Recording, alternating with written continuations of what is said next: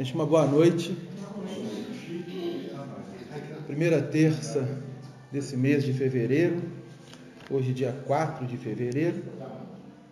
Nós temos trabalhado a obra Nosso Lar, pelo Espírito André Luiz, na psicografia de Francisco Cândido Xavier. Estamos fazendo a leitura e os comentários, e o último estudo nós iniciamos o capítulo 28, que traz o título Em Serviço. E nós não conseguimos terminar o capítulo, ficando para darmos continuidade hoje e avançarmos um pouco mais. Lembrando que o Espírito André Luiz agora está em atividade no Ministério da Regeneração, onde ele foi fazer uma visitação de observação, ganhando um passaporte da espiritualidade para que pudesse visitar e observar 4 ministérios que a cidade possui: o Ministério da Regeneração, o Ministério do Auxílio, o Ministério do Esclarecimento e o Ministério da Comunicação. Dentro desses 4 ministérios, ele poderia entrar com o passaporte que lhe foi dado. 2 ministérios foi negado a entrada dele, que é o Ministério da Elevação e o Ministério da União Divina. Obviamente, passado já um tempo, estando lá na colônia Nosso Lar, ele deve ter já conhecido esses 2 ministérios e o campo de trabalho. Nesse capítulo 28, intitulado Em Serviço, ele, estando no Ministério da Regeneração, juntamente com um amigo que agora se apresentou de nome Tobias, que era um funcionário da Regeneração, Tobias levou ele a um edifício onde estava situada as câmaras de retificação. O que significa isso? Ao chegar nesse edifício, o edifício possuía como um hospital, um pronto-socorro, andares com seus leitos. Mas havia também andares abaixo, na região do subsolo. Quando Tobias chegou, disse a André Luiz: vamos descer. André Luiz ficou meio que assustado. Descer porque o nosso trabalho, a nossa tarefa, a sua observação vai iniciar por lá. Ao chegar lá, no subsolo, ele deparou-se com pavilhões onde haviam leitos e, contíguo aos pavilhões, uma espécie de câmaras ou câmaras. Como é que poderia definir isso? Imagina um frigorífico. Tem a parte externa do frigorífico e a parte interna, que é a câmara, onde você vai colocar as carnes para não se perder. Então, era uma espécie de uma câmara, onde você passava pela porta e possuía vários leitos. Só que esses leitos, dentro dessas câmaras, não estavam como uma cama normal. Eles ficavam bem próximo, bem rente ao chão. Para que possamos ter uma ideia, imagine você estar na sua casa, está com muito calor, você tira o colchão da sua cama e coloca o colchão no chão e deita. Então, é essa a situação das câmaras de retificação. Esse nome é porque dentro da câmara que você coloca o frigorífico, tem uma porta que isola. Que isola. Do outro. Perfeito. É uma porta onde, quando você transporta a porta, ela se fecha e é um tipo de isolamento. Os espíritos que ali se encontram estão isolados do outro espírito. O negócio é dentro do hospital. Isso. Quando esses espíritos têm uma melhora, eles podem sair de lá e irem para os pavilhões ali dentro mesmo. Quando eles têm melhora nos pavilhões, eles são levados para os andares de cima. Até que, ao saírem dali, eles podem ir para depois hospitais. Apenas para que nós possamos entender o processo. E por que deste processo? Porque os espíritos que ali se encontravam conforme o próprio Tobias vai narrar, eram espíritos ainda muito presos à condição da materialidade e tudo aquilo que a matéria proporciona a nós. Que viveram a vida, vivenciaram as experiências voltados apenas para os bens terrenos. E, obviamente, alimentando o ódio, a vaidade, o orgulho, o egoísmo, a intolerância.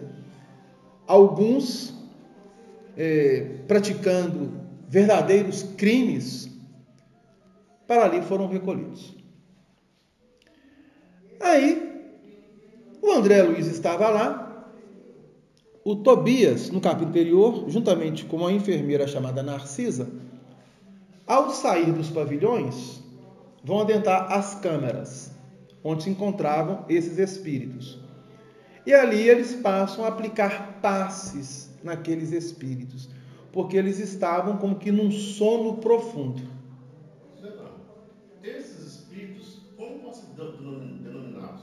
Pouco esclarecidos, afastados da luz, porque eles têm, no geral, como nós, né? Vamos botar assim, mais ou menos um tempo de existência que faça com que eles já tenham um conhecimento. Eles podem ser rebeldes e não querer aplicar esse conhecimento no seu dia a dia. Como é entre nós aqui.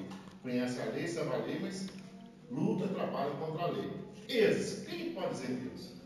Eu vejo falar irmão um pouco inferiorizado, irmãozinhos, sofredores, irmão não sei o quê. Não tem assim uma denominação já própria para poder falar? Temos. A doutrina espírita define, dentro da escala espírita. A escala espírita, ela abrange a base da pirâmide, que é os espíritos de terceira ordem, os espíritos considerados imperfeitos ou impuros. Nós estamos classificados nessa ordem. Porém, essa ordem possui várias classes ou vários níveis. Então, há aqueles realmente que são mais inferiores, mais animalizados, mais agressivos, e há aquela classe onde há espíritos que têm o esclarecimento, mas que a moral ainda é muito baixa. São considerados pseudo-sábios. Temos os espíritos batedores ou perturbadores. Temos os espíritos imperfeitos. E essa classe está subdividida em 6 espíritos. Então, esses espíritos pertencem a essas classes. Então, eles estão mais próximos da última classe desses níveis, que elas vão subindo. Então, você imagina uma escada até você atingir o topo. Então, esses espíritos que estão nas câmaras de retificação são espíritos ainda muito, mas muito grosseiros. Mas há aqueles que tinham também um entendimento, um esclarecimento muito grande e que não souberam fazer jus às oportunidades que lhe foram oferecidas. Então, há uma miscigenação de espíritos, de várias classes, porém, todos da terceira ordem. Eu digo assim, um exemplo, se fosse acontecer. Chega Tobias e o André Luiz na porta. André, vai Tobias. E esses aí, quem são? São os espíritos. Pois é. Aí, essa fala que você falou, ela não teria como ele passar para ele, junto deles lá. Bom, o Tobias, essa pergunta o André Luiz fez, e o Tobias lhe respondeu, que está no capítulo anterior ao capítulo 28, que nós trabalhamos. Ele vai dizer o seguinte, olha o que ele vai dizer. Estes sofredores, esses espíritos, padecem um sono mais pesado que outros de nossos irmãos ignorantes. Quando ele coloca ignorantes, é porque mostra o quanto que nós ainda estamos muito atrasados em relação à compreensão da lei divina, da lei do amor. Não é somente eles aqui. Nós estamos ainda muito atrasados. Por mais que já tenhamos um certo tipo de conhecimento, nós não conseguimos ainda aliar este conhecimento com a prática, com a sinceridade. Conhecer é uma coisa, ter informação é uma coisa. Agora, você viver aquilo que você conhece é outra coisa. Ele vai dizer que esses espíritos sofredores, que são ignorantes, padecem um sono mais pesado. Ele vai dizer o seguinte: chamamos-lhes crentes negativos. Aí o André Luiz ficou assim: crentes negativos? O que vem a ser isso? Olha o que ele vai dizer. Ao invés de aceitarem o Senhor, de estarem receptivos ao entendimento de uma proposta de crescimento religioso, seja ela qual for, eram vassalos intransigentes do egoísmo. Então, o egoísmo exacerbado. Ao invés de crerem na vida, no movimento, no trabalho, admitiam somente o nada, a imobilidade e a vitória do crime. Converteram a experiência humana em constante preparação para um grande sono. E como não tinham qualquer ideia do bem a serviço da coletividade, não há outro recurso senão dormirem longos anos em pesadelos sinistros. Vitória do crime quer dizer o quê? Oi? Vitória do crime. Ai. Há espíritos que pensam que o crime compensa. Então tá. Que você agir de forma errada, tá tudo certo. O mundo é dos espertos. Agora. Que não sei o que. Bom, vamos supor, você vai num estabelecimento comercial, a pessoa te volta o troco, ela te volta o troco errado. Ela te volta para mais. Aí é dever do cristão na hora, você me devolveu o troco para mais. Está passando aqui R$10. Desculpe e tal, não sei o quê. Se você levar, isso é um crime. E aí você chega em casa, a menina deu troca errada, eu ganhei R$10. Isso é com prazer com a vitória do crime. Agora, isso assim, no nosso caso, bem próximo a nós. E o que dirá daqueles crimes nefastos em toda a humanidade que muitos irmãos praticam e acham que estão levando vantagem? Do ponto de vista humano, até que sim, pode parecer, mas do ponto de vista espiritual, da lei divina, quando chega lá... O pior que 90% do comércio é assim, é levar vantagem. Sim. Não é? Sim. O comerciante quer levar vantagem, o outro que está comprando também não é frequente não, mas igual o Delano falou, se conseguir levar um dinheirinho a mais, se conseguir levar, você falou aí, ninguém vai para o plano espiritual, não.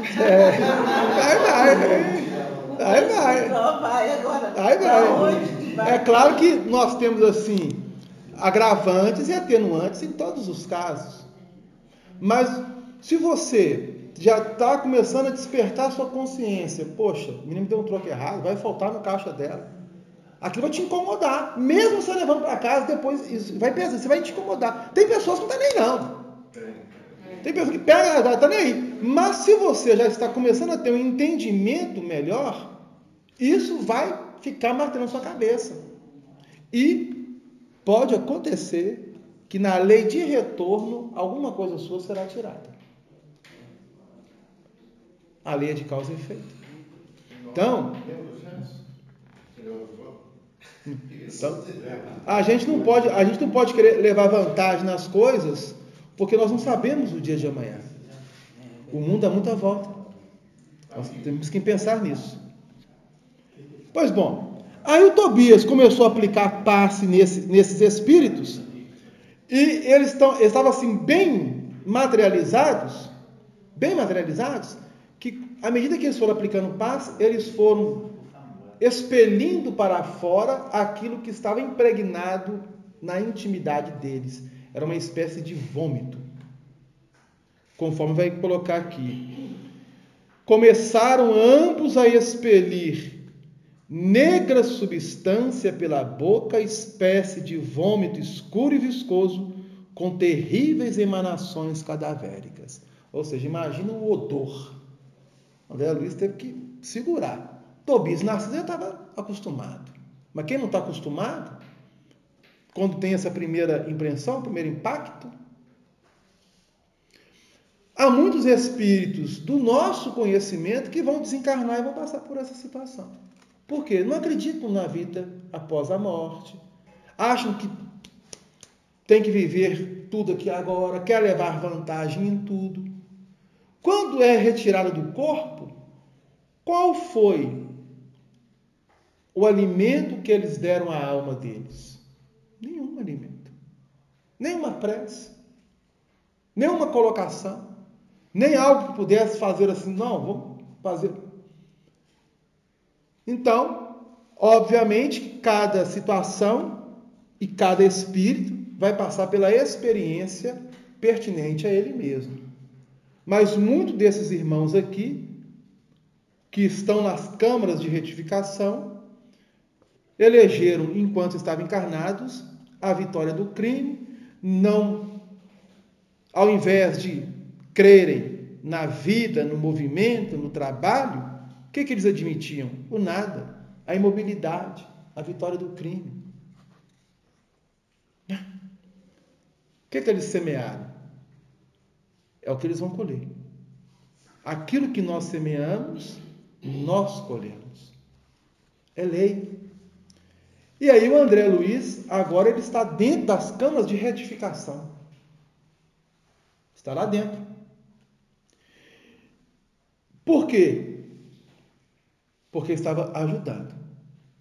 Terminou o trabalho, saíram das câmaras de retificação.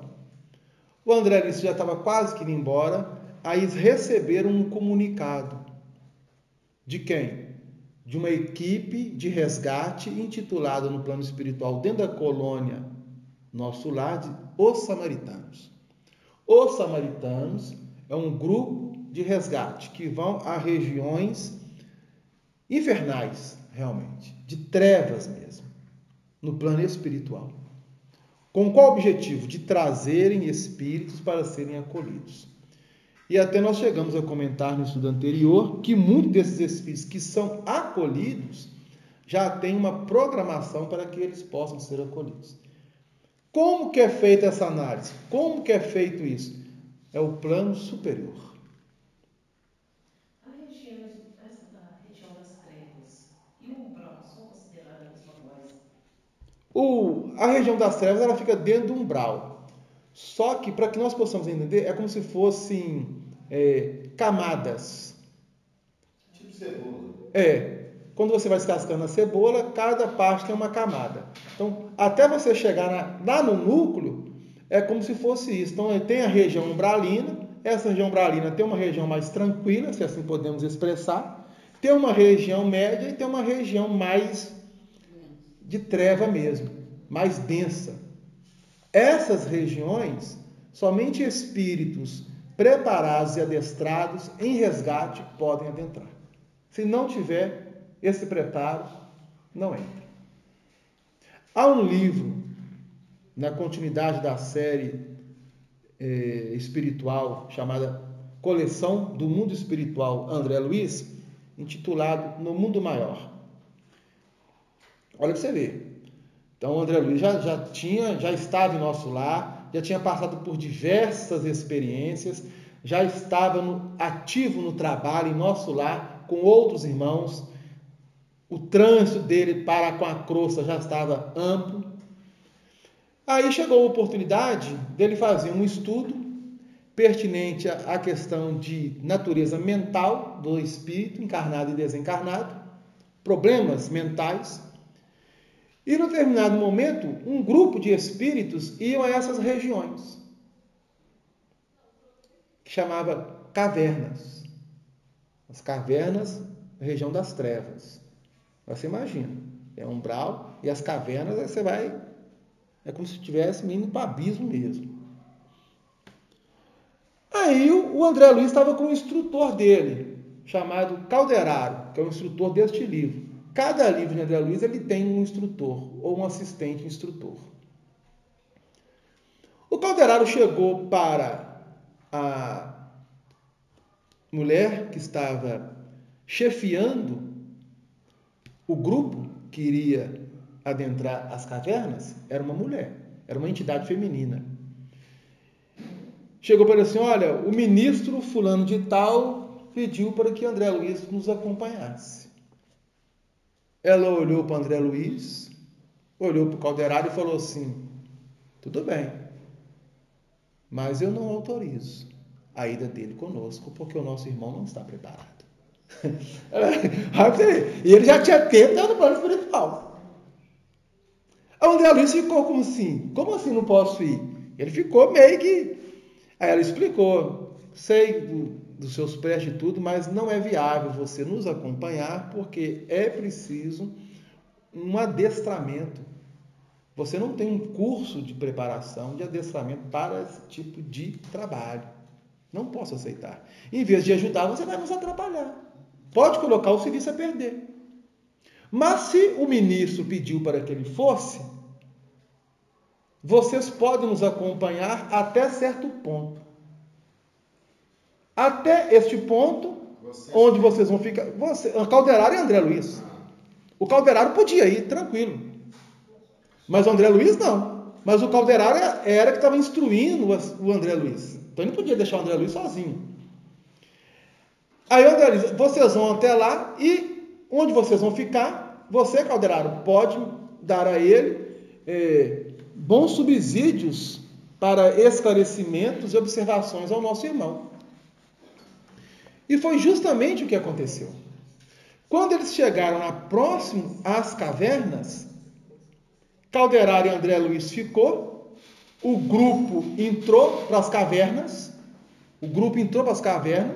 e o Calderaro e André Luiz ficaram ali, observando nas regiões de trevas umbralinas, mas não as regiões abismais. E bandos de espíritos passavam para lá e para cá. Bandos de espíritos.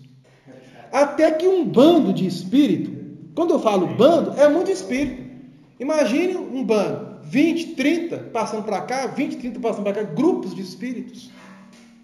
Cada um com uma monoideia. O que é a monoideia? Uma ideia fixa em algo. Você só vê aquilo. Isso. E aí, Calderaro observando um grupo aqui, observando aqui, e instruindo André Luiz e tal. Cada vez, vamos aproximar daquele grupo. Aproximou. E ali no grupo, eles estavam cheios de lamas e colocava a mão assim no solo, jogava a lama para o alto, pensando que era ouro. Achamos uma jaziga de ouro, devia ter uns 10, 15 espíritos. Aí André Luiz: mas, Calderaro, estranho, mas vocês estão achando que é ouro? Ai, meu irmão, quando eles estavam encarnados, tudo para eles era dinheiro, era ouro. Eram espíritos completamente avarentos, desencarnaram, estão nessa situação, presos nessa condição. Então, eles enxergam ouro na lama. A visão deles, que eles acham que estão vendo ouro, mas é lama. Você vê o grau de perturbação desses espíritos. Mas por que o ministro disse a André Luiz que fosse acompanhar essa irmã? E ela consentiu que ele fosse até um determinado local e lá ele ficou. Porque dentro do grupo havia um que chamou a atenção de André Luiz. Aí o André Luiz chegou mais perto, chamou o Calderaro. Aquele espírito ali está me chamando a atenção. Podemos chegar um pouco mais perto? Sim, chegaram mais perto.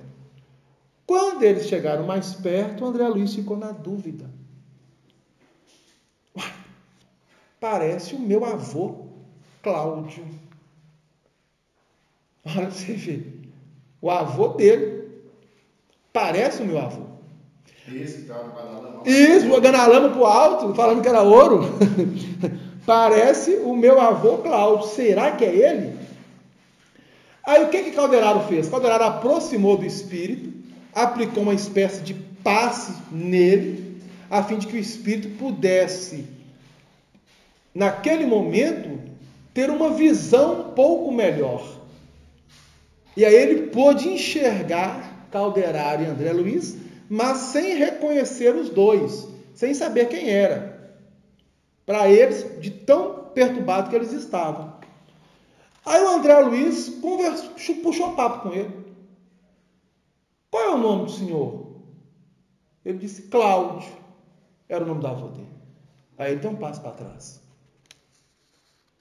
Bem, como o senhor veio parar aqui e tal? Aí ele começou a falar, eu não sei o que está acontecendo, meus familiares me abandonaram, que não sei o quê, há tempo que eu não vejo eles, e agora encontrei essa jazida de ouro, estou com esse pessoal aqui, nós não vamos sair daí. Então ele não tinha consciência da morte. Não tinha consciência que estava desencarnado. Não tinha consciência nenhuma. Esses espíritos, eles não têm consciência que estavam desencarnados.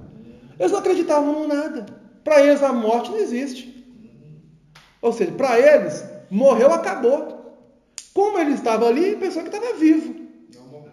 Só que está tão perturbado que ele não tem a ideia de que está desencarnado. Não tem essa ideia. Então, para eles não, né? No caso, morreu, acabou. Mas para eles estavam morrendo, não tinha acabado. Ou ele entendi errado. Entendeu errado. Para eles, a morte acaba com tudo. Para esse tipo de espírito. Só que a morte é o início de uma outra etapa da sua trajetória, da sua caminhada evolutiva. Sair do corpo físico é você deixar uma fase da sua existência e adentrar uma outra fase. É isso que acontece. Só que eles não tinham essa ideia. O André Luiz conversando com ele. Então eles tinham a ideia que a morte era o fim de tudo. Só que eles não aceitaram ainda que já tinha passado pela morte. Não aceitaram. Eles não sabiam. Eles não sabiam que estava desencarnado. Eles não sabiam que estava desencarnado. Por que não sabiam que estava desencarnado? Porque estavam do outro lado, respirando, pensando, porém de uma forma perturbada e mantendo os mesmos sentimentos que estavam quando encarnados. Vendo um corpo, para eles não está morto. Estão vendo um corpo igual. Está vendo igual o corpo físico, só que nós sabemos que eles estavam com o corpo perespiritual ou perispírito. Mas isso acontece, não é só assim nessa situação. Não. A mesa mediúnica vem, irmãos que não Sim. estão desencarnados. Sim. Né? Não é desse... E não é só aqueles que ignoram. Muitos religiosos desencarnam sem saber que estão desencarnando. E muitos. Muitos. É o que eu peço, sabe? Quando eu desencarnar, para eu ter consciência. Eu Justo. peço isso nas minhas preces. Assim, quando às vezes tem prece, pensamento assim, eu peço que deve ser horrível. Aí, sabe o que aconteceu? Este avô de André Luiz desencarnou quando André Luiz tinha 9 anos de idade. 9 para 10 anos de idade. Ele está lá na região desde a época que André Luiz tinha 9 anos de idade. André Luiz se tornou jovem, fez o seu estudo, se tornou médico, desencarnou, ficou 8 anos no umbral e ele estava lá, vivendo a mesma situação. Era um grande latifundiário, possuidor de escravos, tinha muitos escravos. É que piora a situação. Mas existe a possibilidade de resgate desses espíritos? Ele foi resgatado. Não, o pior que ser espírito, um dia é resgate. Porque o André Luiz tinha uma dívida para com ele. Olha como que o plano espiritual aproximou-se.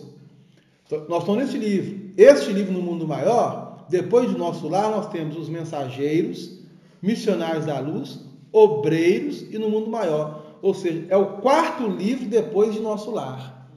Então, André Luiz já tinha vivenciado várias experiências de trabalho, de estudo, de observação. André Luiz já tinha tido um crescimento muito grande no plano espiritual, dentro da própria cidade espiritual Nosso Lar. Mas chegou o momento que o mais alto percebeu que aquele espírito que tinha um vínculo com André Luiz poderia ser resgatado, nessa oportunidade. Por isso que o ministro pediu ao Calderaro que falasse com a irmã que o levasse. Mas ela não aceitou levar para dentro das cavernas, e sim até um certo ponto. Então vocês podem nos acompanhar até um certo ponto. Quando chegou na entrada, o capítulo chama do livro No Limiar das Cavernas. Quando eles chegam, o grupo chega em um ambiente que é uma caverna, que eles iam adentrar a caverna, ela diz: agora aqui vocês ficam. Daqui para frente vocês não podem ir. O Calderaro poderia, André Luiz não. Aí ele ficou ali com o André Luiz na entrada, naquele espaço ali, movimentando, e os grupos de espírito passando para lá e para cá, até que este grupo chamou a atenção, e o André Luiz, então, reconheceu o seu avô. Aí contou a história para o Calderaro, ficou próximo ali, e aí o avô dele ainda disse assim: mas você não tem nenhum parente, você não lembra de ninguém. Aí você só tem uma pessoa, o avô dele falando, só tem uma pessoa que talvez poderia me ajudar, que não sei o que, ttt. Aí eu assim: quem? Meu neto. E como é que ele chama? André Luiz. Nossa, o meu neto era tudo para mim. E ele falando. O André Luiz escutando. A tal ponto que eu deixei para ele um legado. Olha o que nós vamos descobrir neste livro.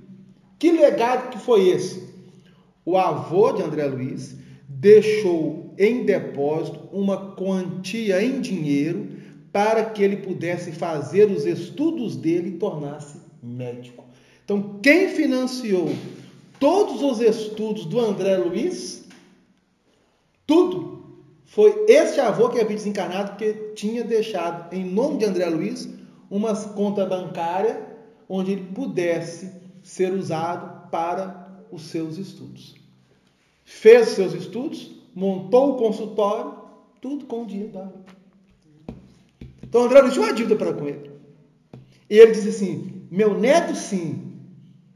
Nossa, tem tempo que eu não vejo, mas eu tenho certeza que ele se tornaria um médico. Mas aqui, que dívida? Pois não foi ele que quis deixar? Mas a dívida? E a dívida da gratidão?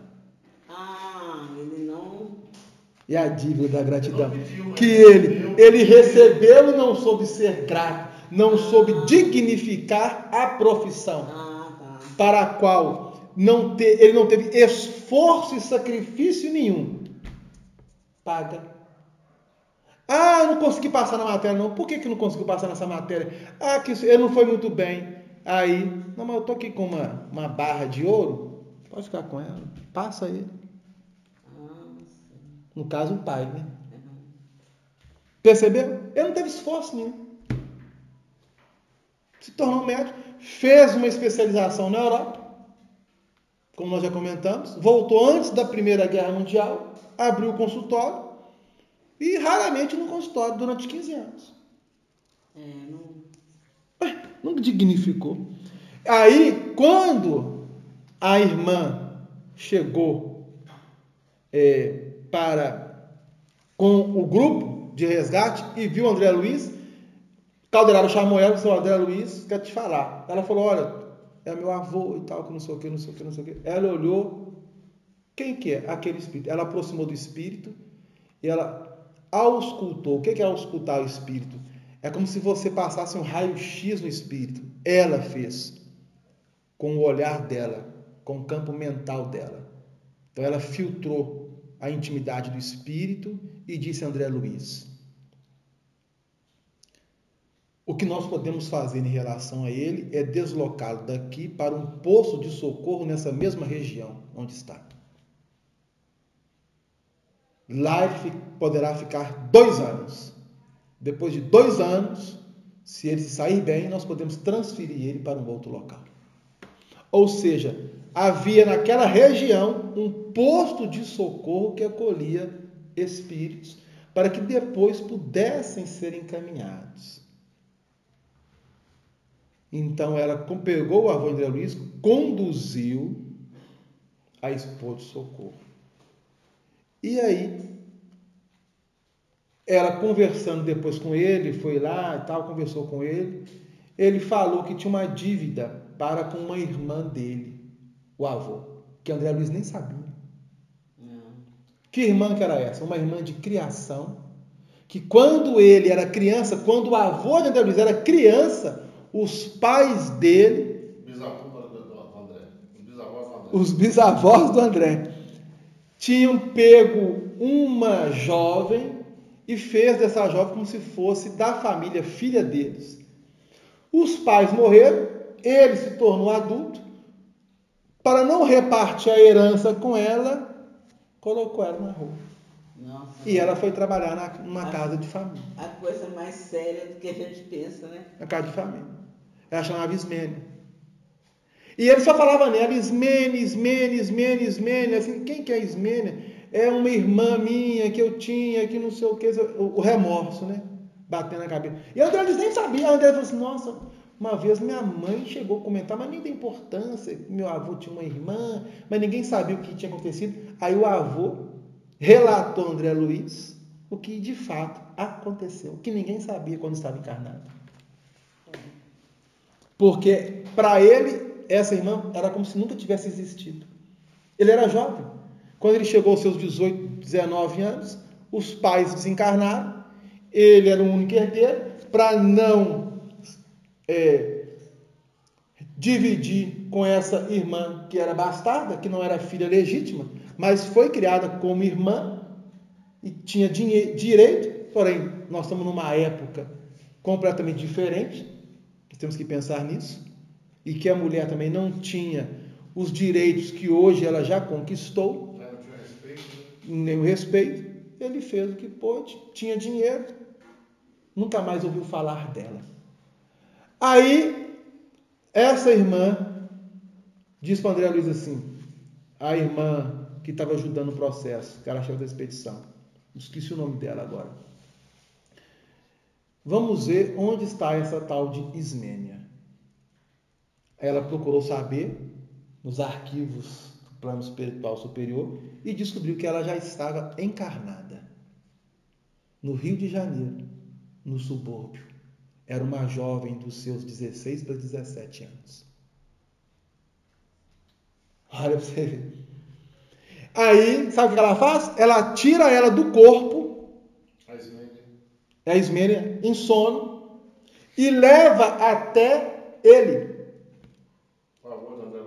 Quando ela vê, ela toma um choque. Ele vai correndo, Ismênia, é você, mas você está diferente. Por causa do perispírito, né? No outro corpo. Mas ele estava vendo ela numa feição anterior, porém mais jovem. Você está jovem, que não sei o que e tal. Quis abraçar ela, ela recuou. Aí, até que ela consentiu, não tinha nenhum tipo de sentimento negativo por parte dele, e era preciso resgatar o débito. Aí a irmã fala assim, minha filha, o que você deseja? Olha, eu tenho um namorado, nós estamos querendo casar, mas os recursos são parcos. É o que ele faz? Ele é pedreiro. Nós somos na década de 40, na cidade de Janeiro. As favelas estavam começando, crescendo.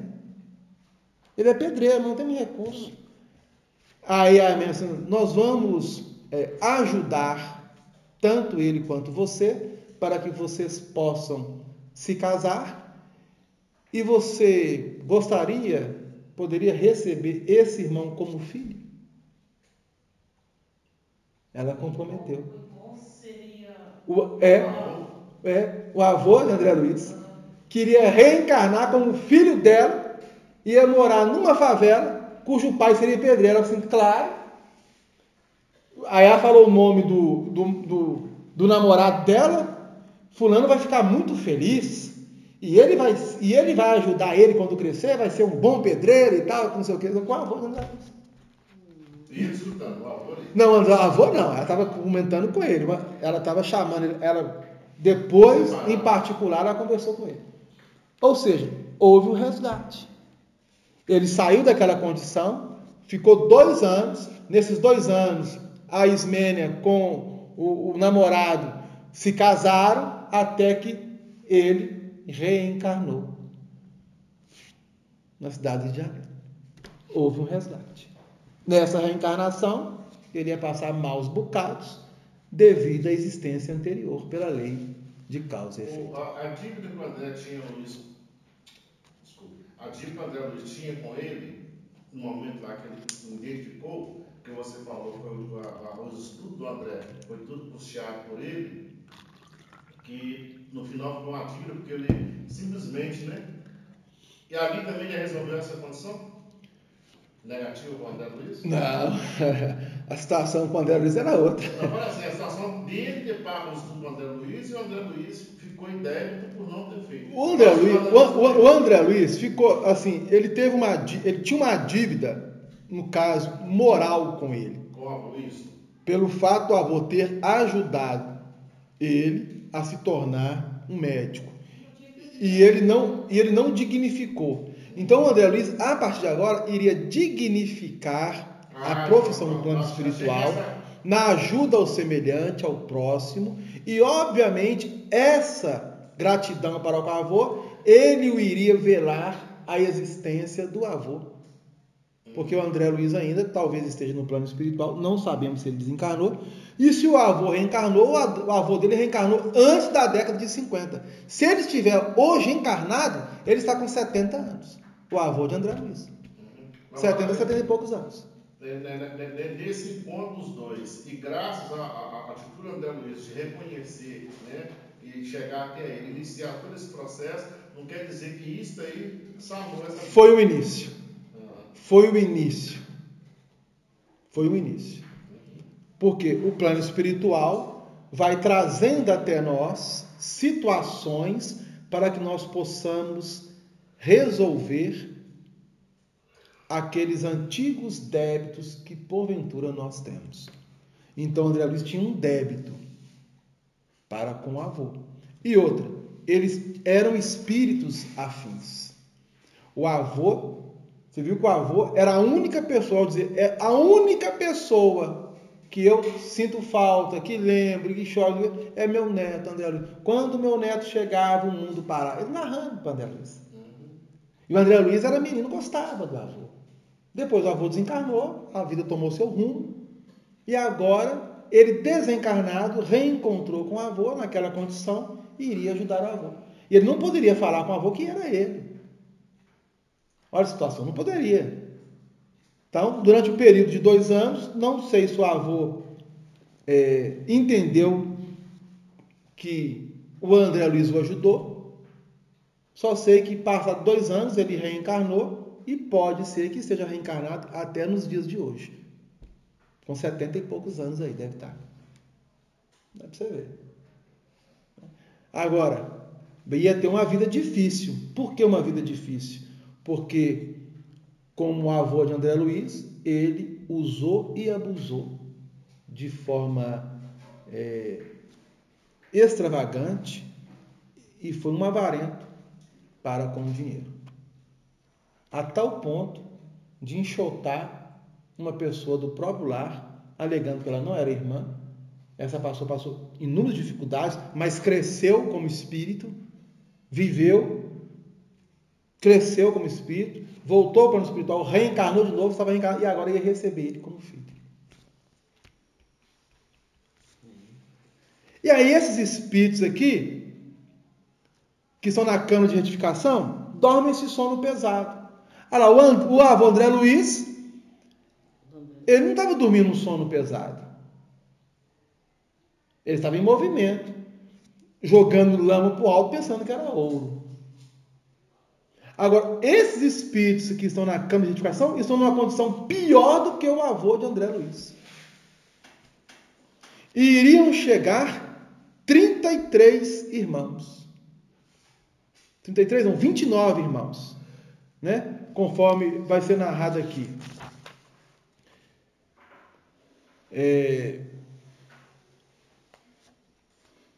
Samaritanos ao Ministério da Regeneração, no capítulo 28. Samaritanos ao Ministério da Regeneração.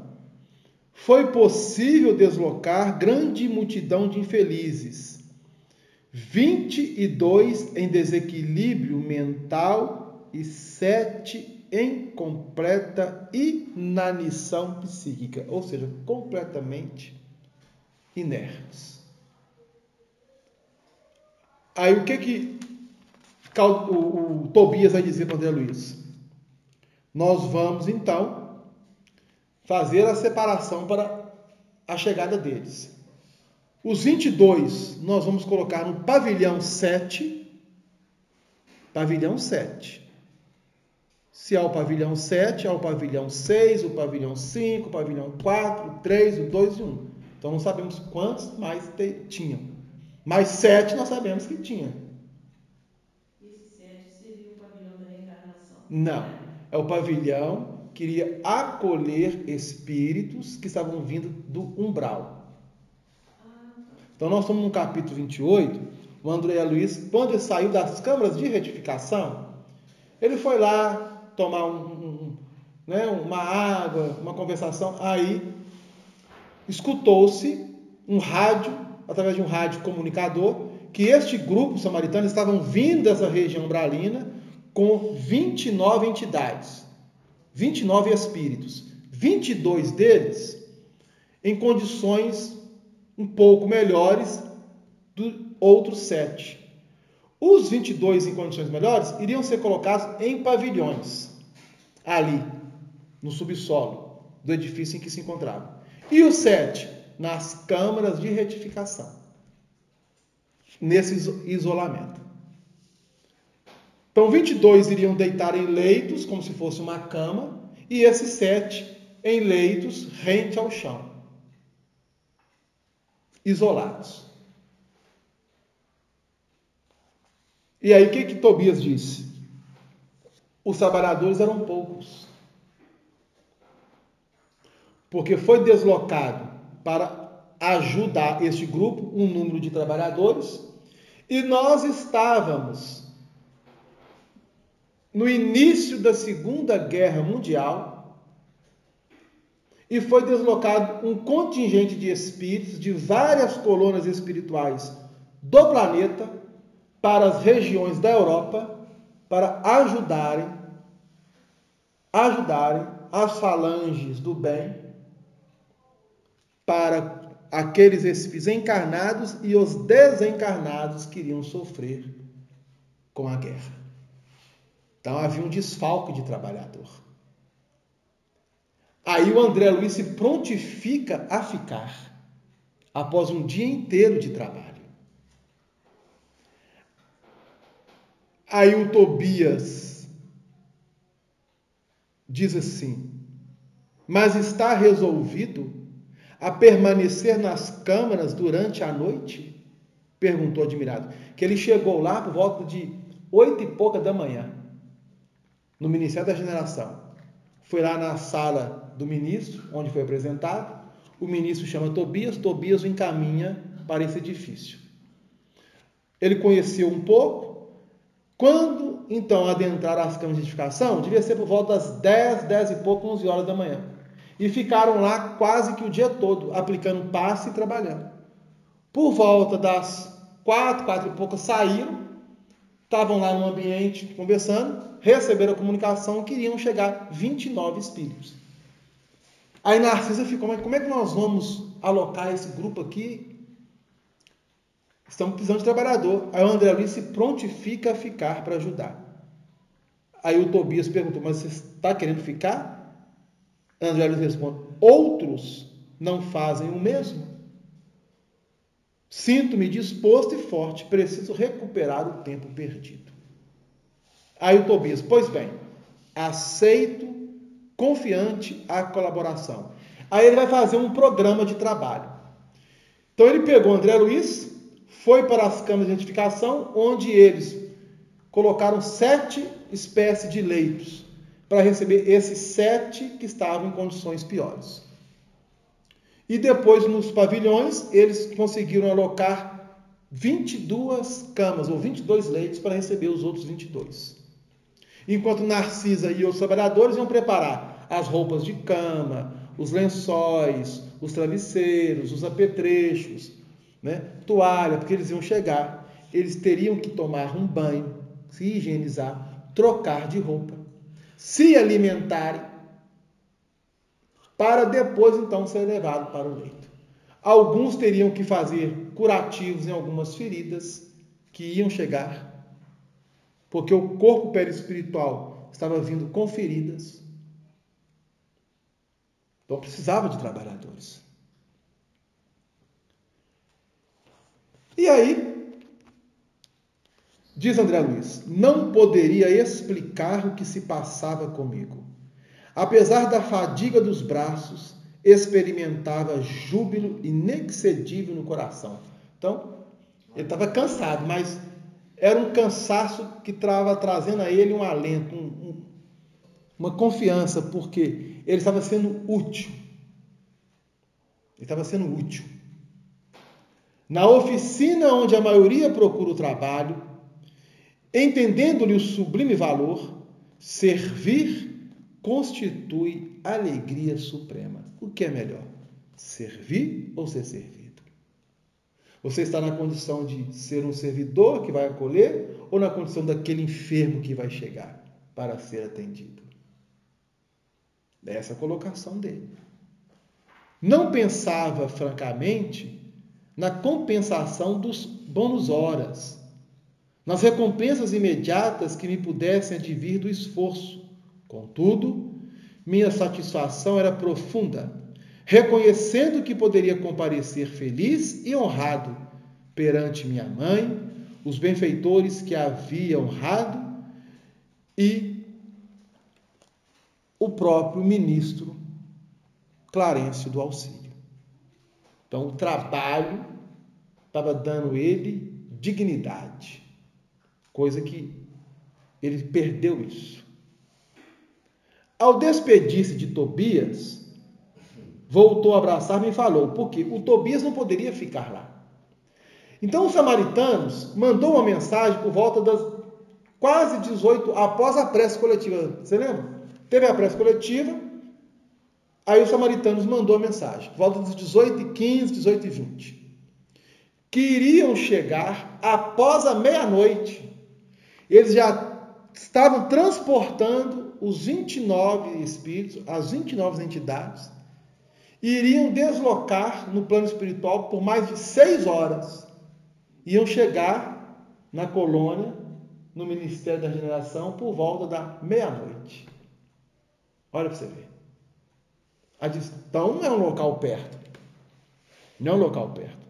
Ainda mais que o meio de transporte deles, né, no caso, não é igual ao nosso. Não. Não é longe mesmo. Só que Tobias já tinha um compromisso naquele dia, não poderia ficar. Então ele arquitetou um plano de trabalho, um planejamento. André Luiz se ofereceu, foi muito bem-vindo à ajuda, e aí ele vai despedir, e deixando André Luiz lá. Desejo a vocês, ele falou com André Luiz e com o grupo, muita paz de Jesus. Boa noite e serviço útil. Amanhã, às 8 horas, você poderá descansar. Ele fala com André Luiz. Amanhã, era mais ou menos 18. Como? Agora devia ser mais ou menos às 20 horas, 20 e poucas horas, né? Que eles receberam o recado, ele fez o programa, eles foram ajeitar os leitos no pavilhão 7 e na câmara 33 de retificação. Aí por volta lá das 7 e pouco, 8 horas, o Tobias foi embora, que tinha um compromisso, e disse para André Luiz, amanhã, às 8 da manhã, você pode ir descansar. Ele ia ficar a noite toda, quase que 24 horas. Olha o que vai dizer, o máximo de trabalho, cada dia é de 12 horas, mas estamos em circunstâncias especiais. Então, o trabalhador ele podia oferecer 12 horas no máximo de trabalho. Aqui que nós já conversamos aqui, em outras oportunidades, a respeito do bônus hora. Tá vendo? Em circunstâncias especiais, ele pode extrapolar isso. No caso aqui, era uma circunstância especial. Respondi que as determinações me enchiam de sincero contentamento. A sós, com um grande número de enfermeiros, Passei a interessar-me pelos doentes com mais carinho. Então ele agora está tranquilo ali, né? Naquele momento que dá uma parada, que você pode chegar, conversar, bater papo com um, com o outro, dentro do trabalho. Aí ele impressionou-se com a bondade espontânea da Narcisa, que é uma enfermeira. Ela atendia a todos maternalmente. Atraído pela sua generosidade, busquei aproximar-me com interesse dela. Então, Narcisa era a enfermeira que vai se tornar uma grande amiga dele. Ele se aproximou com interesse. Não foi difícil alcançar o prazer de sua conversação carinhosa e simples. A velhinha amável, ou seja, a Narcisa, ela se apresentava com o corpo perispiritual já com uma idade mais avançada. Dentre os seus ali 60, 65 anos. E ele chama ela de velhinha, como se 65 anos fosse velho. 65 anos é novo. Para a época de André Luiz, era considerado velho. Nós estamos na década de 40. De lá para cá já se passou. Mais de 70 anos. Então, antigamente, quando uma pessoa chegava, nossa, fulano tem 40 anos, fulano está velho. Quando uma pessoa chegava a 60, 70 então. Então, Narcisa devia ter uns 60, 65 anos. Ou seja, ela se apresentava no corpo espiritual com essa idade, com 60, 65 anos. Se você olhasse para elas. Por isso que ele chama de velhinha. Semelhava-se a um livro sublime de bondade e sabedoria. Ou seja, era uma irmã, uma enfermeira, que trabalhava com carinho, com dedicação, com envolvimento e com amor. Então isso atraiu ele. Ele se aproximou dela. Aí ele perguntou assim: mas a irmã aqui trabalha há muito? Durante a conversação. Sim, respondeu ela. Permaneço nas câmaras de retificação, em serviço ativo, há 6 anos e alguns meses. Então já tinha mais de 6 anos que ela estava lá. Entretanto, ainda me faltam mais de 3 anos para realizar meus desejos. Então, Narcisa está revelando a ele que ela já estava mais de 6 anos, porém faltava ainda mais de 3 anos para que ela pudesse, então, satisfazer o seu desejo. Qual o desejo? O André Luiz ficou furioso, que não era nem um pouco curioso o André Luiz, né? Graças a Deus que ele tinha essa curiosidade, porque através da curiosidade dele, ele pôde pescar muitas coisas, informações e trazer para nós. Narcisa falou: preciso um endosso muito sério. Endosso? Como assim? O que quer dizer com isso? Perguntei interessado. Preciso encontrar alguns espíritos amados na Terra para serviços de elevação em conjunto. Por muito tempo, em razão de meus desvios passados, roguei em vão a possibilidade necessária aos meus fins. Vivia perturbada, aflita. Aconselharam-me, porém, recorrer à ministra veneranda. Então, nós vamos ter um capítulo aqui apenas para falar dessa ministra veneranda, dessa entidade espiritual. Então, aconselharam ela a procurar essa ministra. E nossa benfeitora, ela era ministra da regeneração. Prometeu que endossaria meus propósitos no Ministério do Auxílio.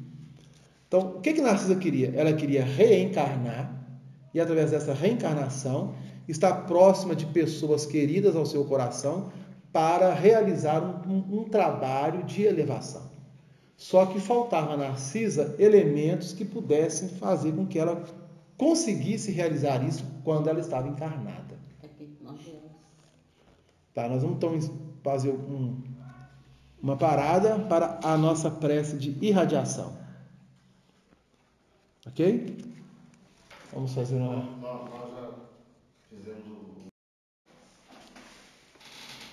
Então, retomando aqui, a Narcisa, a enfermeira, ela rogou ao plano espiritual uma reencarnação para que ela pudesse também estar próximo de pessoas queridas do seu coração e talvez espíritos também não tão queridos assim, com o objetivo de, ao estarem na Terra encarnados, pudessem o grupo crescer. Então, ela tinha esse plano, esse programa. Então, ela solicitou uma ajuda, um auxílio ao plano espiritual. Só que ela andava muito perturbada e aflita. Se ela reencarnasse nessas condições, ela não conseguiria ter uma existência e colocar o programa em pauta. Ela ia se perder e poderia até se complicar mais. Aí, aconselharam ela a procurar essa ministra veneranda. Ministra veneranda é uma das ministras do Ministério da Regeneração. Então, nós vamos ter um capítulo só dela, para falar um pouco dela, deste espírito, dessa entidade. Aí... Só que eu quero um pouquinho, mas a pergunta, assim, esse pessoal todo que trabalha tem a ver com a vida que levaram na Terra, né, como profissionais na Terra, ou a ver com vidas passadas, ou a ver com a boa vontade deles nesse momento aí, quando aí estão. O interesse, a boa vontade. Você está me dizendo assim, se a nossa profissão ou aquilo que nós exercemos aqui, podemos, ao chegar no plano espiritual, ser aproveitada para dar uma continuidade dentro daquilo que possa ser possível encaixar. Esses samaritanos, esses outros que trabalham nessas áreas, tem a ver com o trabalho que é feito, igual nós estamos dizendo, o resgate, né, SAMU, esse pessoal que trabalha nessas condições, e também a ver com vidas passadas deles, ou se é só a boa vontade deles aí. No caso aqui... Porque de repente, por exemplo, a pessoa tem interesse em estar, mas nunca exerceu na vida terrena. Pois é, mas aí é diferente, porque nós estamos no plano espiritual e é dado a qualquer espírito a oportunidade do trabalho, desde que ele tenha interesse e boa vontade. Isso. É claro que há trabalhos mais específicos que um espírito que não tem aquele perfil, ele não vai ser colocado para trabalhar. Isso com um médico, por exemplo, médico terreno. O André Luiz era médico, ele queria trabalhar com médico, ele não foi atendido o pedido dele, pelas condições que ele chegou. Nem todas as pessoas que têm uma profissão na Terra, ao chegar no plano espiritual, vão dar continuidade a este processo. Eu digo assim, porque tem profissionais aqui na Terra que tem uma profissão, eles têm amor à profissão, eles trabalham com amor. Aí é aproveitado. Útil, no segundo livro, que é o livro Os Mensageiros, nós vamos conhecer uma entidade que é um assistente do livro, que vai ser de André Luiz, chamado Aniceto. O Aniceto, ele trabalha com um grupo de 50 entidades, no máximo, que está sob a coordenação dele. Desses 50 espíritos, ele costuma manter grupos específicos de acordo com o que foram na Terra. Por exemplo, ele vai falar com eles, nós temos X professores, X engenheiros, X que foram espíritas, que foram médiuns, X não sei o quê, e atualmente eu estou com um médico. Então eu posso aceitar você dentro daquilo que eu realizo para que nós possamos trabalhar. Então, nesse grupo de 50, ele tinha apenas um médico. Aí ele aceitou o André Luiz, ele tinha 49, aceitou o André Luiz, que ia compor os 50, então ele seria 2 médicos agora junto com o André Luiz. E aí, o que ele fazia? Quando ele descia para a crosta, com um trabalho específico, ele chamava dentro do grupo aqueles para cada tarefa ao qual iria realizar o trabalho.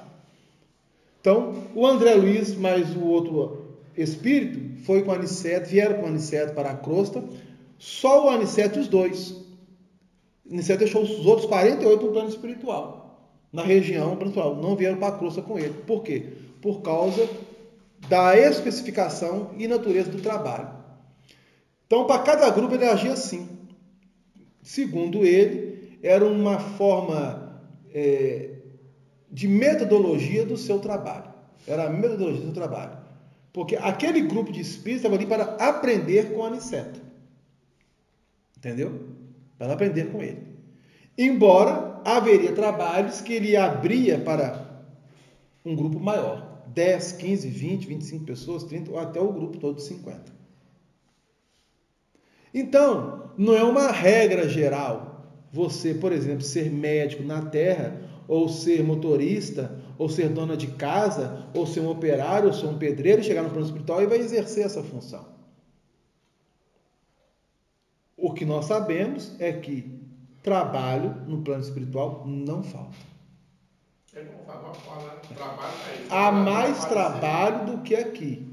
Há mais trabalho do que aqui. Igual eu já ouvi falar, Adriano, assim, quem aplica passe pode continuar também passista no plano espiritual, né? Sim. O passe é uma atividade muito assim, importante para a espiritualidade, e os técnicos passistas, espíritos desencarnados pelo espiritual, são espíritos amplamente disciplinados e adestrados para aquela tarefa. A tal ponto que raramente eles conversam. Isso quem nos informa é o André Luiz em uma das suas obras, quando ele vai estudar a questão do passe. Ele vai ter essa oportunidade. Ele perguntou assim mas eles não conversam? Fala, raramente eles conversam. Por causa da tarefa deles. E a mente deles... Eu estou rindo porque deu umas casas você de falar. Justo. Mas o André falou assim, mas e a equipe encarnada? Aí ele falou assim, bom, nós estamos falando dos elementos desencarnados. Esse é o trabalho. Para os nossos irmãos encarnados, é claro que nós não vamos exigir deles aquilo que eles ainda não são capazes de nos dar. Mas quem tem boa vontade, quem tem isso aqui, está apto a realizar qualquer tipo de trabalho. Porém, há trabalhos específicos no plano espiritual que qualquer espírito não realiza. O André Luiz aplica a paz? Aplica. Ele ajudou o Tobias e, na sequência do seu encaminhamento na colônia, obviamente que ele passou a exercer a função de médico e também aplicando passe magnético, não só em espíritos desencarnados, como quando estava na crosta para ajudar espíritos encarnados. Mas não é uma função específica dele. Há um grupo de técnicos específicos apenas para aplicar passes. São específicos. São os passistas. São os passistas do plano espiritual. E para adentrar este grupo não é fácil. O requisito, quando você lê, você desiste na hora, assim, porque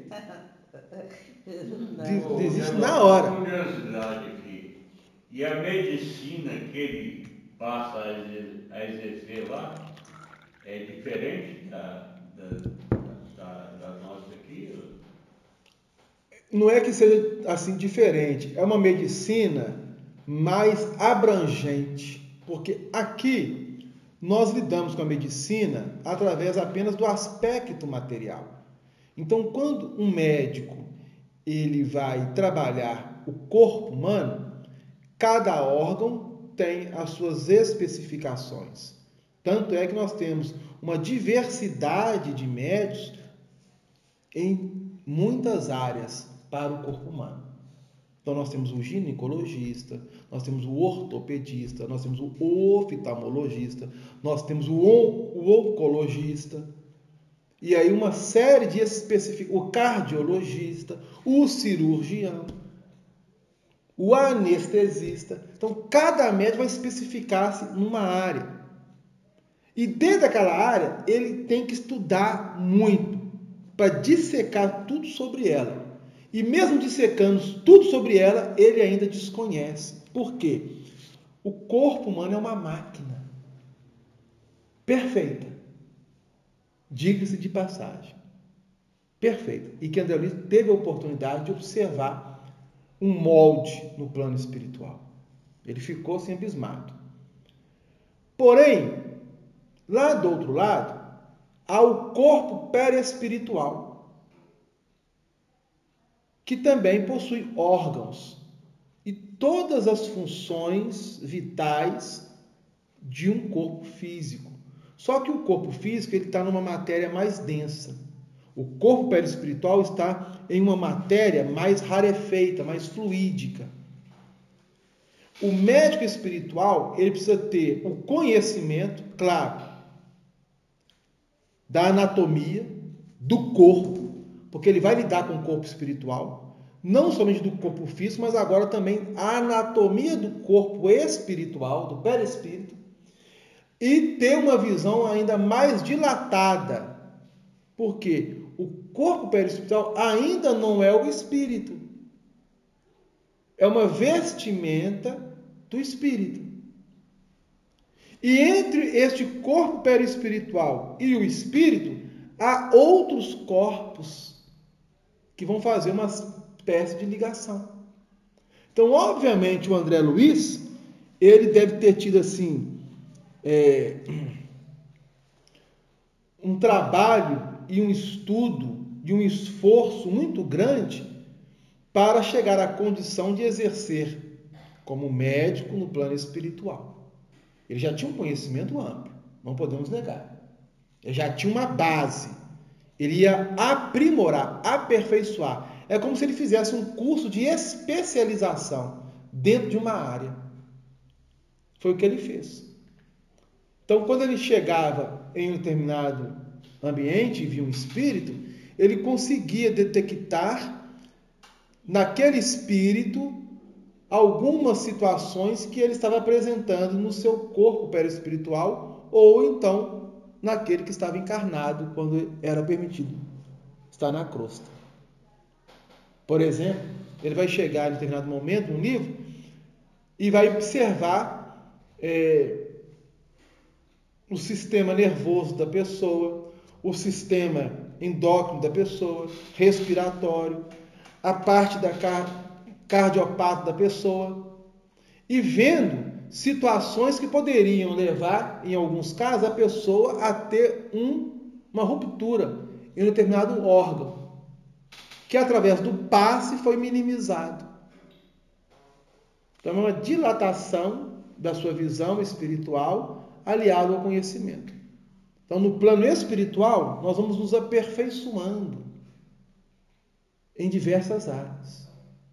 Por exemplo, uma pessoa que viveu aqui na Terra e que não teve a oportunidade de aprender a ler e escrever. É muito comum ainda o analfabetismo. Tem pessoas que não sabem nem ler e nem escrever. As nossas assistidas lá, no domingo de manhã, nenhuma sabe ler nem escrever. Não sabe nem escrever. Você quer? Não leio. Sabe? Não é uma nem duas, não. Todas. Olha para você ver que situação. Não sabe nem escrever. São senhoras já 70. Justo. Elas podem chegar no plano espiritual, e terem aulas, onde elas poderão reaprender, porque pode ser que em outras existências elas já tenham tido esse tipo de conhecimento, e que foi negado agora para elas, devido à questão reencarnatória. Então, a reencarnação traz situações que nós desconhecemos para cada espírito encarnado. Então, ela pode desencarnar, chegar no plano e ter aula. E ser alfabetizado no plano espiritual. Aprender a ler e escrever no plano espiritual. Ou relembrar aquilo que já está gravado nela, só que ela vai ter uma aula que possa aperfeiçoar. Ela pode ler e escrever perfeitamente no plano espiritual. O espírito desencarnado.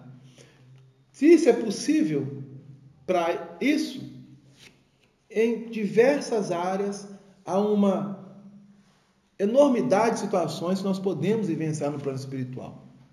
Deixa eu te perguntar uma coisa. Você falou dos vários corpos que o espírito possui, não é? Sim. Fala-se mais do perispírito e não fala dos outros corpos, que a gente sabe que são outros, tem outros. Por quê? Porque nós não temos ainda condição, que sempre nas doutrinas que a gente aprende, os estudos e tudo, mas é só perispírito, né? Espírito, perispírito, corpo físico. Né? Os outros não é assim tão falar, tão igual a gente estuda esses, por quê? Porque é mais difícil? Não é que seja mais difícil, é para que não possam complicar. Porque já entender o corpo, perispírito e espírito já é difícil. Aí você colocar mais caraminhola na cabeça, aí vira um angu de caroço e ninguém consegue decifrar. Então, nós temos que simplificar. Um abacate, você racha ele. Isso. A casca, a polpa e o caroço. E o caroço, pronto. Só que a polpa tá cheia de coisinhas ali. Tá. Então, o espírito, o perispírito e o corpo físico, a natureza do espírito ainda é difícil de nós entendermos ela, na nossa condição espiritual, na nossa evolução. Até para espíritos desencarnados. É complicado. Então, nós falamos que nós temos o corpo físico, a doutrina espírita. Ela se atém a esses 3 corpos. O corpo físico, que é uma máquina, que é uma vestimenta, que vai revestir o corpo perispiritual. Que é também uma máquina, uma vestimenta, que vai revestir o espírito. Percebeu? O corpo físico e o corpo perispiritual não é o espírito. São vestimentas do espírito. E isso complica. E se você vai colocar mais corpos, aí complicou mais ainda. Então, é uma situação complicada. Deixa para nós daqui a 100 anos. Oi? Deixa para daqui a 100 anos, nós entramos nessa área aí. Quanto mais evoluído é o espírito, mais abrangente é a sua visão do universo. Então, há situações que nós ainda é melhor nem mexer. É melhor ficar quietinho. Deixa quieto aí, porque já mexeu comigo aqui. Deixa quieto aqui. Uai, o Chico, tem uma história do Chico, que é muito narrada aí no movimento espírita. E um dia, ele lá em Pedro Leopoldo, o Emmanuel chegou, de vez em quando, o Chico tinha essa capacidade, né?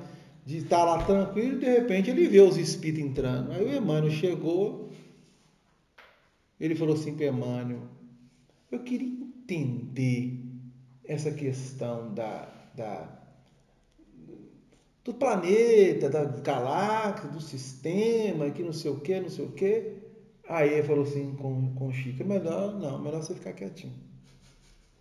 Ah, mas eu não posso, que não sei o que. O senhor tratava o Emmanuel de senhor.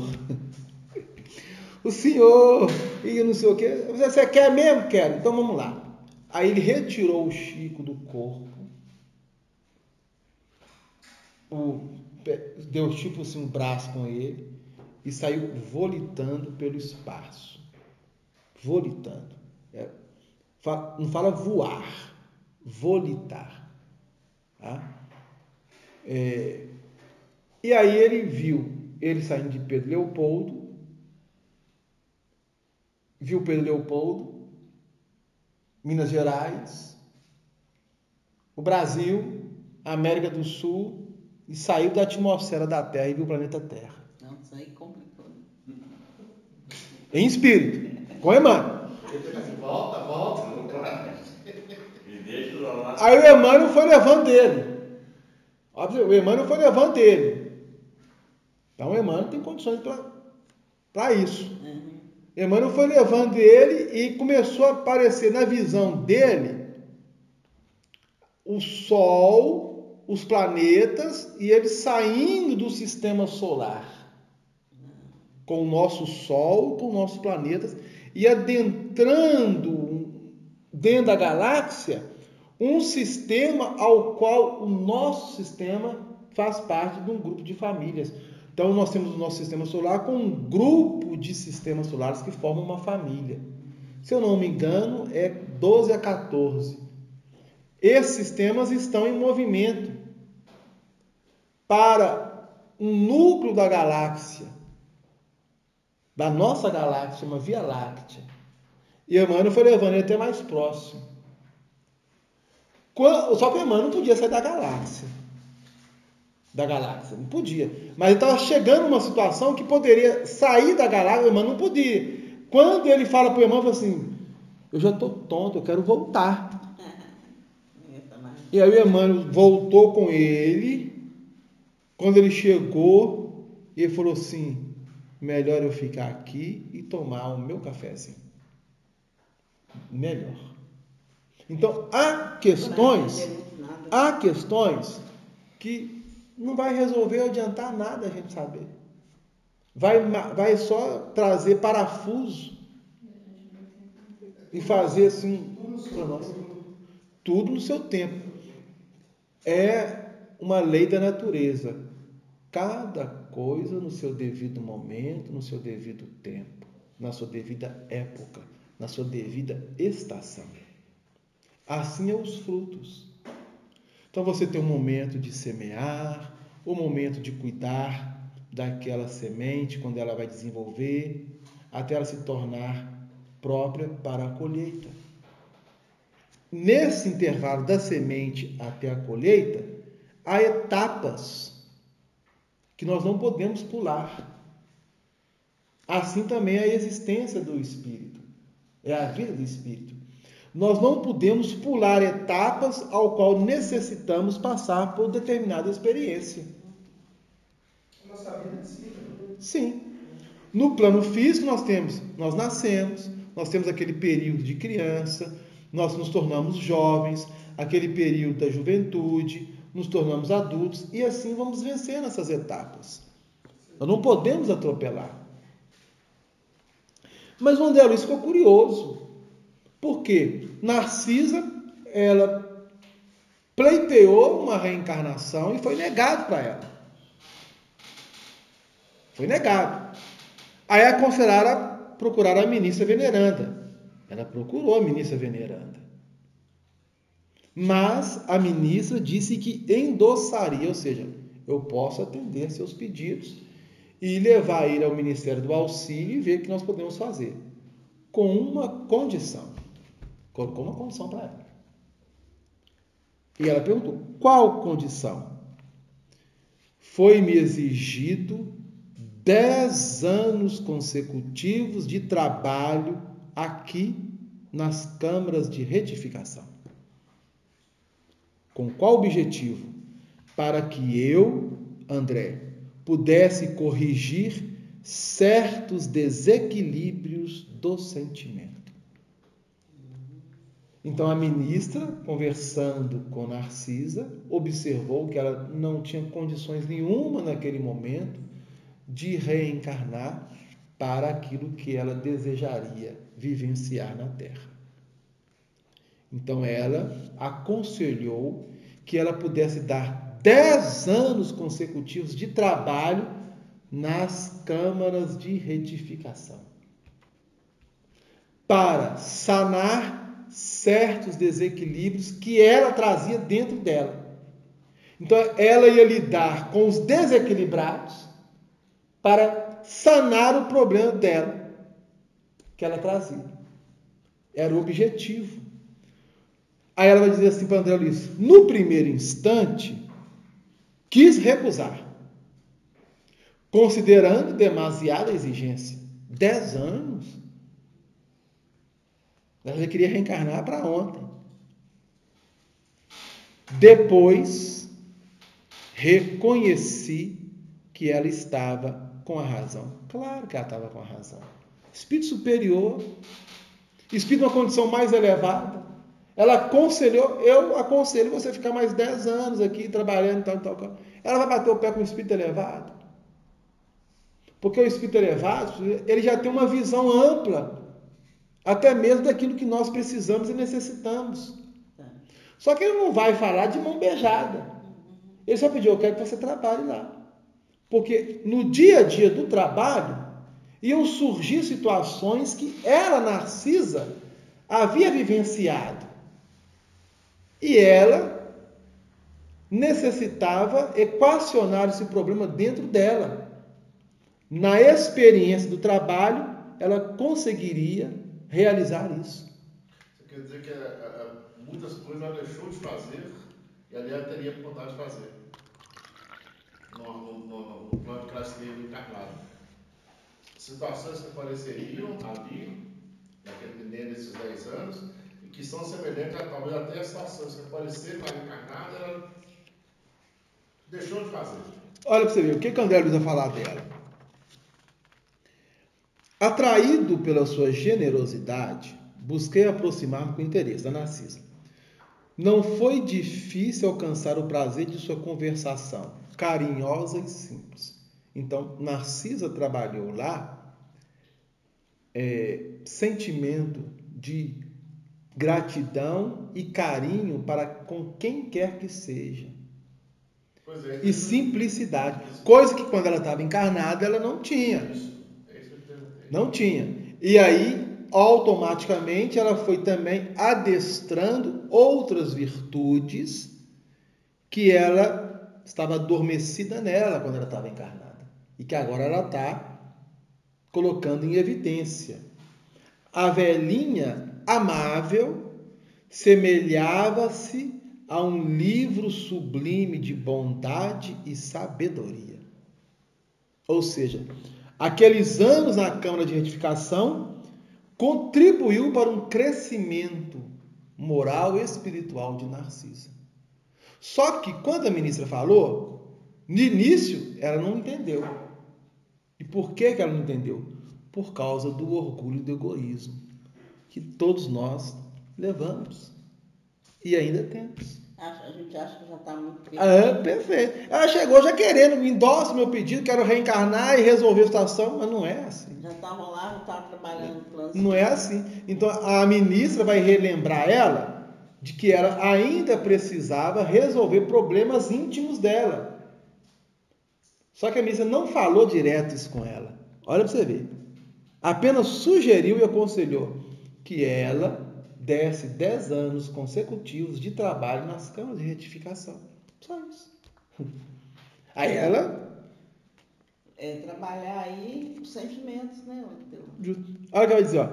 Afinal, o conselho não visava a interesses dela, e sim ao meu próprio benefício. E eu ganhei muito, mas ganhei muito, André, aceitando-lhe o parecer. Sinto-me mais equilibrada e mais humana, e creio, viverei com dignidade espiritual minha futura experiência na Terra. Então, quando um espírito que já passou por situações e vivenciou e está numa hierarquia mais elevada que a nossa, quando ele chega e nos aconselha, é porque ele sabe. Ele sabe o que está falando. O grupo indígena é muito isso, né? Os índios mais velhos que sabem das coisas. Justo, é que... É colocado dessa forma também. Nós aqui, os chamados civilizados, estamos nessa agora, se tiver nada. Pior que é. O que você falou? Que os índios, os não. mais velhos, Eu sabem. entendi essa última Agora fala. Nós, na nossa civilização, nós os mais velhos, os jovens falam, o velho não sabe de nada. É verdade. Já era. Verdade. Mas isso depende de país, de região. De cultura, de costume. E se do jeito que você falou, tá aqui em nós. É, o civilizado. Ou seja, hoje parece, nós estamos vivenciando, nós estamos vivendo um tempo que parece que os valores estão todos invertidos. Então, não há respeito por parte das pessoas para com outras pessoas. Então, cada um acha que deve viver onde seu nariz apontar. E não é bem assim. Aí eu mesmo sou da época que até hoje eu peço bênção minhas tias. Pois é. Todo mundo de cabelo branco fica todo mundo sem entender. Porque é o respeito. É o respeito que você tem. É um respeito, é um hábito que nós vamos adquirindo e que foi se perdendo. E foi se perdendo. Então, Narcisa ela ia viver sua experiência futura na Terra com dignidade. Então, automaticamente, ela viveu ali os 10 anos na Câmara, faltava 3 anos e pouco para ela. Pode ser que ela tenha passado mais 1 ano, 2 anos, e programou sua reencarnação e deve ter reencarnado. Pode ser que ela esteja reencarnada ainda na Terra, porque vamos imaginar que ela reencarnou depois da década, em 50, 50 e poucos. Então ela pode estar aí com seus 70, 66, 67, 68 anos. Aqui no plano físico da Terra. Está encarnada ainda. Pode ser que sim, pode ser que não. Quem vai afirmar? Não seremos nós.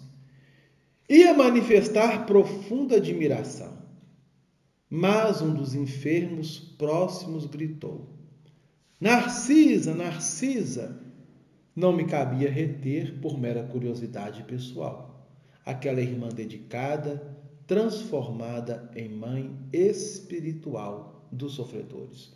Então, André Luiz dá uma qualificação para Narcisa naquele momento, mostrando que o trabalho dela ali não era um trabalho apenas de uma enfermeira, mas era um trabalho até maternal. Ela agia para com aqueles enfermos como se fosse mãe deles, com carinho, com envolvimento, com respeito, para ajudar e auxiliar e esclarecer naquilo que aqueles enfermos necessitavam e precisavam. E isso contribuiu muito para o crescimento dela e, com certeza, ela, se ainda se encontra encarnada, ela deve ter vencido, sim, algumas de suas provas. E com a ajuda da equipe espiritual, né? O André Luiz pode ter, durante a sua existência, ou até mesmo agora, estar sempre visitando ela. Pela gratidão. Né? Então, com isso, nós fechamos o capítulo 28. E no próximo estudo, que vai acontecer no mês de março, porque neste mês teremos apenas 3 terças-feiras, essa primeira, segunda e terceira, a última nós não teremos, porque será dia 25, é feriado, e um feriado não tão viável para os trabalhos da casa, que é carnaval. Carnaval. Ô, pessoal, tá vendo?